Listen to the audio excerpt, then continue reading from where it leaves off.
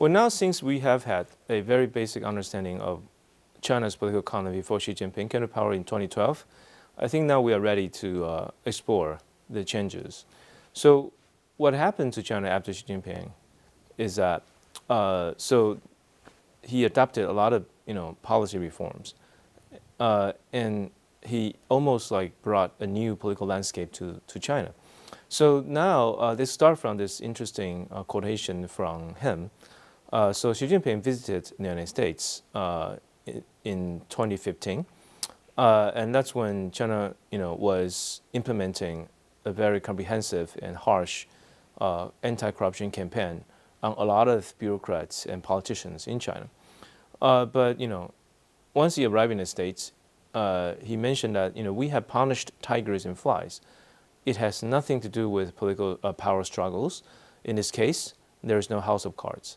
So he's trying to use a very famous Netflix series to associate with the American audience that actually in China what he was doing was nothing about power struggles. It's just purely about the corruption cases among these elites that the regime used to share a lot of power with them and a lot of resources with them.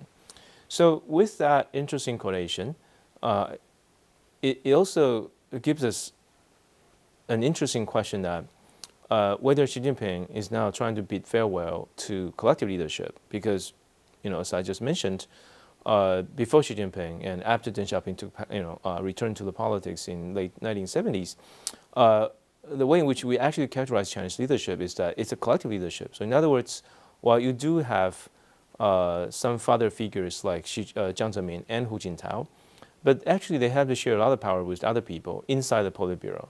And therefore, they are not necessarily dictators. They are maybe the first among equals. But the thing is, since 2012, a lot of things Xi Jinping has implementing seems to suggest he's trying to bid farewell to that model of leadership. And of course, the first one is obviously through the anti-corruption campaign, and through the campaign, he arrested a lot of people. And well, maybe just as he mentioned here, he arrested both tigers and flies. In other words, he arrested high-ranking officials, military officers, but also, of course, low-ranking officials, bureaucrats as well. But with that, what he achieved actually was to erode power-sharing institutions. So as we just mentioned, no matter how corrupt they used to be, at least it's a power-sharing relationship between a dictator and other elites. But for now, it seems that he's trying to end, if not entirely end, but try to erode the power-sharing institutions.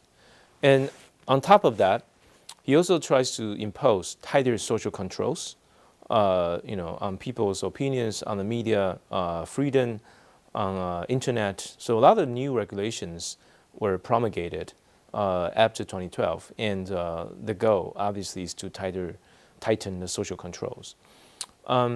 So let's also talk a little bit more detail about this. So let's also take a look at each side more specifically. So at the elite level, first of all, of course, he implemented anti-corruption campaign, and through that, he consolidated a lot of power in his own hands. More specifically, during the first few years, entering 2012, so he established two new institutions, which were not there in the past. So first one is the Central National Security Council of the CPC, and next one is the Central Leading Group for Comprehensively Deepening Reforms. And the reason for especially mentioning these two institutions is that, first of all, when it comes to national security, obviously this is obviously belongs to the domain of the party secretary and the president. But national security, when it comes to the definition, it can be very loose.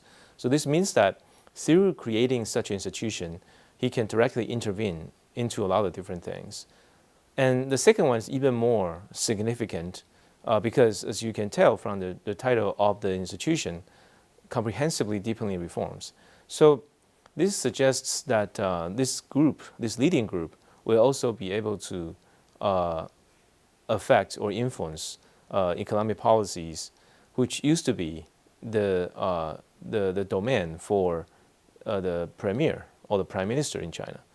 And therefore, these two institutions, the creation of these two new institutions, signal very strongly that Xi Jinping now is no longer satisfied to only control the powers given to the party secretary or the president in the past. Now he's going to extend his power beyond their original boundaries.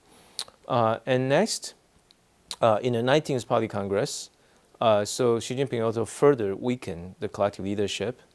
And next, what is much more significant here, obviously, is in 2018, through the constitutional amendments, Xi Jinping removed the two-term limit used to place on the president. And so, in the end, of course, what we can ask is whether these endeavors are exerted to transform Chinese regime into a personalist regime. And this is the direction we are actually witnessing now. But at a social level as well, we can see that Xi Jinping also launched an ideological campaign emphasizing more about the CCP doctrine in education, and more specifically in 2012, they passed this new regulation, the regulation on CCP leading party members group. But even though back then in 2015 that was provisional, but that has again sent a very strong signal. This policy was established or with an end to, on the one hand, further regulate and also fortify the leading party members group. So this is again actually a very intrusive step taken by the CCP, because in the past, I think CCP allowed the civil society groups to exist without too much interference from the government and the party. But with this new regulation, it means that now the CCP is marching towards the goal of tightening the social control, and they also want to put these civil society groups under a tighter leash. And so for the social level control, what we can also mention is that according to Spalik, another famous political scientist definition of the social cooptation, it includes the following three features. The first one is a hierarchical assignment of service and benefits. Next is a political control over appointments. And finally, selective recruitment and repression. And so all these three features actually can be witnessed in all the policies after Xi Jinping took power. And therefore, I think it fits nicely that it's in the name of a social cooptation, but actually what has happened since Xi Jinping was there's a stronger and tighter control over this society. And in the end, maybe what Xi Jinping has in mind is to implement social engineering, and therefore, because during the obviously 2 decades of the economic reform, obviously Chinese society has gained a lot, not just economic growth, but also the vibrancy from its own initiatives. So you have lots of new social civil society groups, but also there are a lot of connections with foreign countries in the United States or in Europe.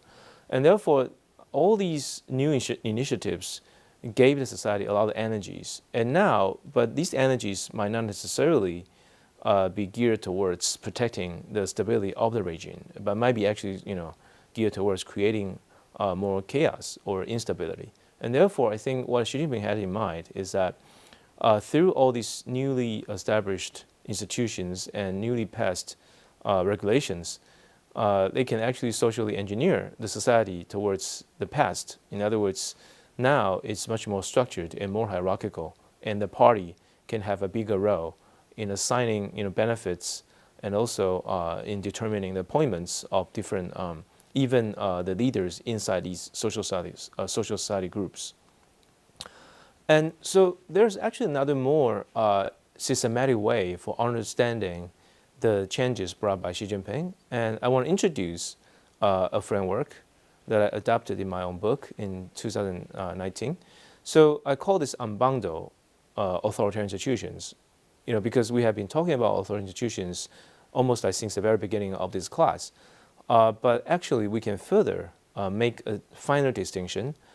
And the reason is, I think, there are two different risks involved in these two different institutions.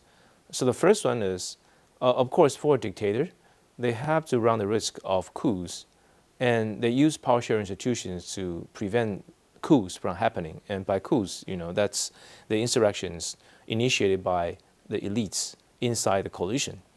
But of course, all the dictators also have to be afraid of potential social insurrections or revolutions. And therefore, the co-opting institutions are designed to help diffuse the potential danger from revolutions. So what I want to point out here is that by adopting this dual risk framework, it can help us understand better the changes brought by Xi Jinping, because their interactions between these two different risks can shape trajectories of authoritarian institutional change. So this is, again, another way to visualize the argument. I call this autocratic institutional possibility frontier. So let me explain this figure in a few minutes. So on the y-axis, as you can see here, this is a risk, regime risk due to the lack of cooptation. So in other words, this is a risk of revolution. And on the x-axis, you see this is a risk due to the lack of power sharing. And this is, of course, a risk of coups.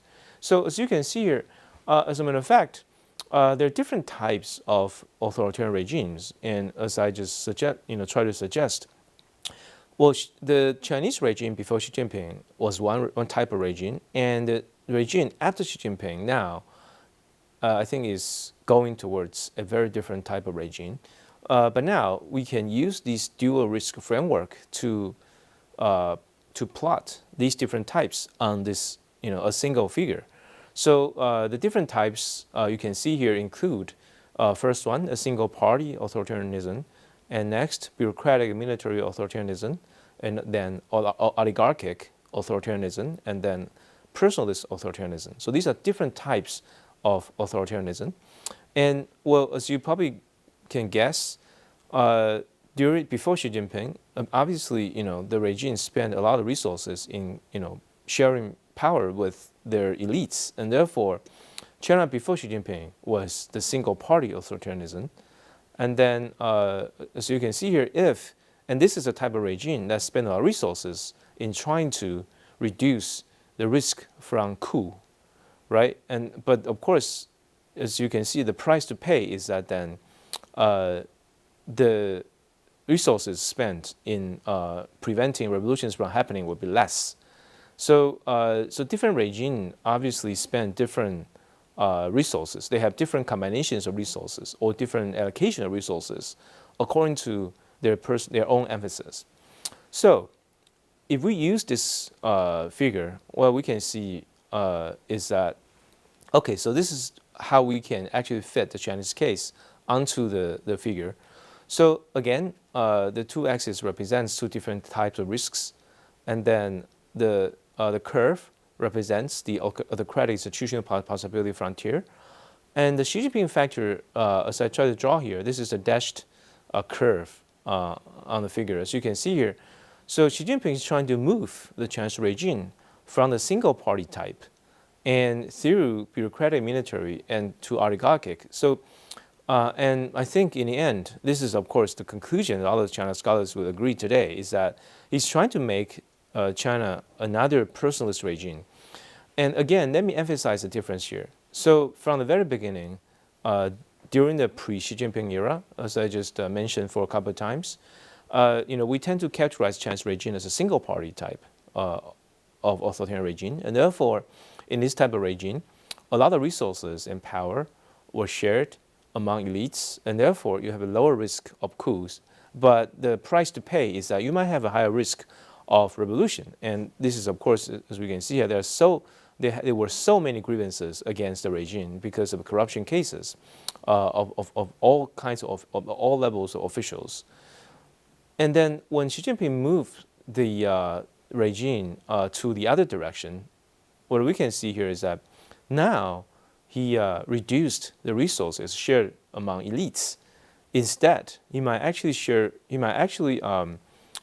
spend more resources on preventing social revolutions from happening, and therefore, for the personalist regime, maybe you have lower risk of revolution, but you actually might have a higher risk of coups because most of the other elites, they might hold grudge against the regime because now they were not shared with much resource from the regime.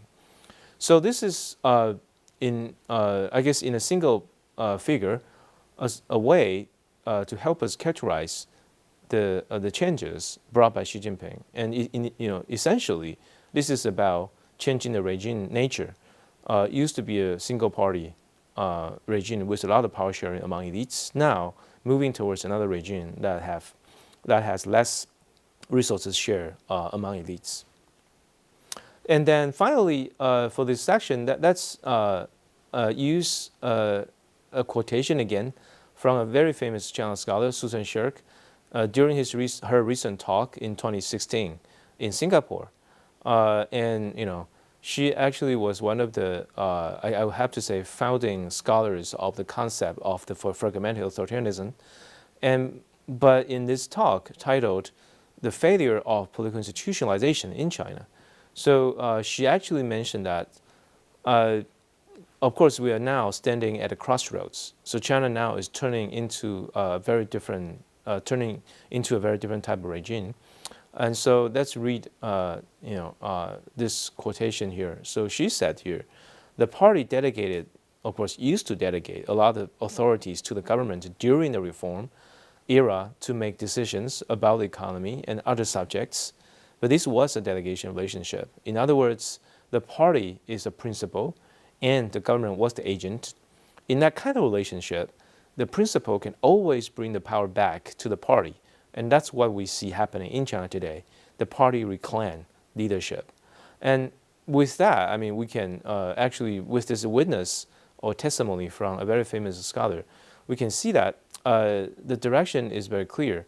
Xi Jinping now tried to reclaim leadership. And during the reform era, after Deng Xiaoping kicked off the reform, what he did was to decentralize, right? To decentralize powers to individual provinces, to even individuals, so they can make their own economic decisions. And until today, we still believe this is a very important step towards giving more incentives for people to invest, to work harder, because they can earn more. And that's also, of course, a very important institutional foundation for China to achieve such a phenomenal economic growth during a couple of decades. But what I want to suggest here is that if this is what we have witnessed after Xi Jinping took power, it also means that when these foundations, are undermined, when these institutional infrastructure is destroyed, what's left? Does China still have enough incentive for people to invest in economic lives, or now they will have to face a lot of political costs for doing something they have been doing for a long time?